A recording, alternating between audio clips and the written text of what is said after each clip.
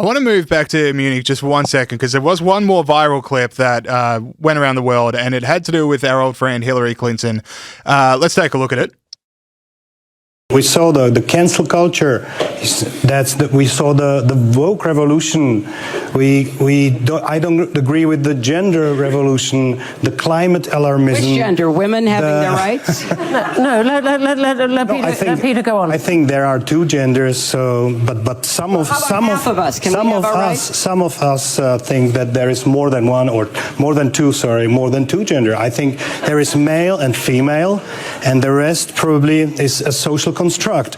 So this is something that went too far. But does that justify selling out the people of Ukraine who are on the front lines dying to save their freedom and their two genders, if that's what you're worried about? Can I please finish my points? I'm sorry that it makes you nervous. I'm really sorry for that. It makes me nervous. It makes me no. There's a few things I want to pick up from this one, but I'll start with the most obvious, which is there anyone more motivated by bitterness than Hillary Clinton? Well, question of the century. Yeah, I mean, that clip is just so, excuse my language, but cringe on all fronts, just in part because she comes across as this kind of shrewd, very unhappy, bitter, kind of, losing politician who can't get over her loss from 10 years ago. And I think, more than anything, there is no love lost between Democrats and Hillary Clinton because she lost against Trump and she can kind of never recover from that.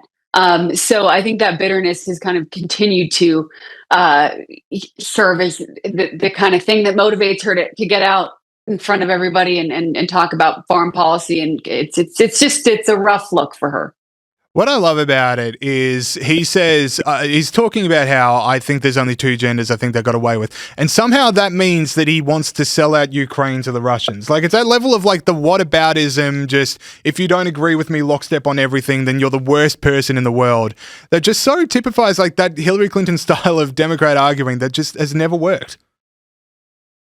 I think you're absolutely right. And I think it's, unfortunately for Democrats, one thing that President Trump does have is a sense of humor and a kind of a sense of wit where he can kind of clap back and hit somebody with an insult that, makes the audience laugh or makes people kind of surprised and catches them off guard.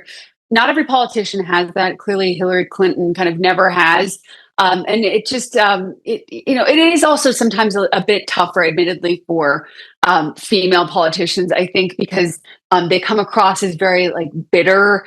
And, again, I've used that word probably three times in the past 2 minutes to describe her. But I think that's the characteristic that comes to mind. And it's not just me.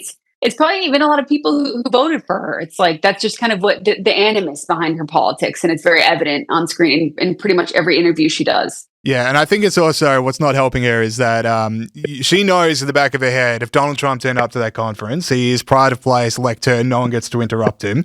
She's sharing a panel with the Deputy Prime Minister of the Czech Republic. With all due respect to the Czech Republic, not on the same levels there. I want to move on to another story, which is just breaking overnight. It's a big old media clash. So we've got Stephen Colbert, very Democrat, very left-wing, quote-unquote comedic talk show host. I think he used to be hilarious back in the 90s, but he's gone now. He's had a blow-up with his network over a planned interview with someone running for Senate from Texas, James Tallarico. He wasn't allowed to broadcast it, and here's how he broke the news to his audience. You know who is not one of my guests tonight? That's Texas State Representative James Tallarico. He was supposed to be here, but we were told in no uncertain terms by our network's lawyers, who called us directly, that we could not have him on the broadcast. Then I was told in some uncertain terms that not only could I not have him on, I could not mention me not having him on. And he goes on to explain that the reason he couldn't have him on because CBS's lawyers were worried that interviewing James Tallarico would go against the FCC's rule on giving fair, equitative coverage from all different candidates for an election race. So if they had James Tallarico on, they would therefore have to have his opponent on. I'm guessing Stephen Colbert was never going to go for that, so the interview gets sunk. There's so many things I wanted to talk about with this one. interesting for me is that it's not the FCC ruling, but it's CBS preempting a possible FCC intervention here. So whilst FCC gets to be the bad guy and Stephen Colbert gets to say FCC you and have that laugh, it's clearly just him against his network at this point.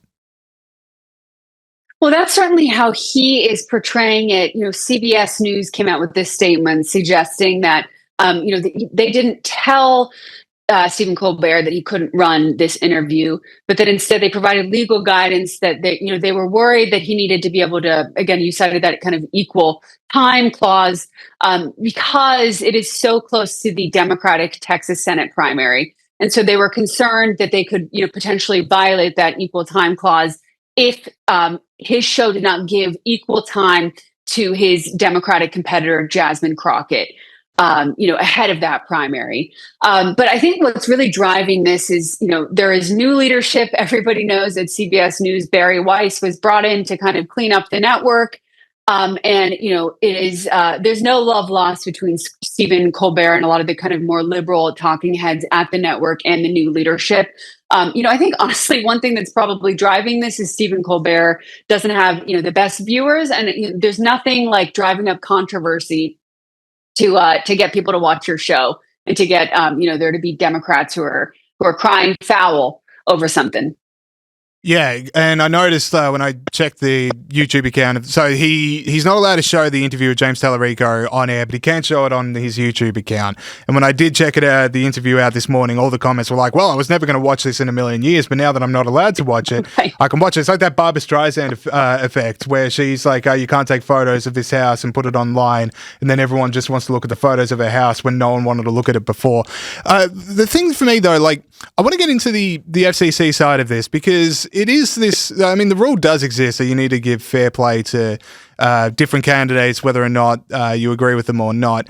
That seems odd to me. And I know under the Trump administration, the FCC are a bit more bolshy in saying, TV networks need to pull themselves into line and make sure they're not being partisan. But I really just don't like the idea of an FCC being that powerful. I mean, it's all fun and games when it's Trump going after Democrats and lefties and, we can all have fun. But, when the shoe's on the other foot, like, say AOC recovers from this and she becomes president, we'd all freak out if AOC run FCC was like, conservatives need to toe the line on making sure they're being nice to her. Like, no one would stomach that.